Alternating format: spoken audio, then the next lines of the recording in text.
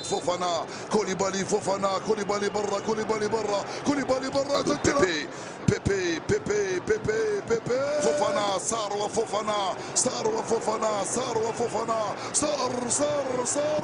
جول كوامي بعد ما سجل بيبي كوامي من قبل نياكاتي الير في تنفيذ الركنه لكوت ديفوار بروعه خايف ديانغ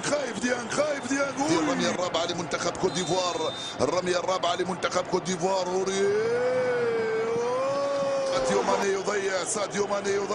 ساديو ماني يضيع ومندي كيسيه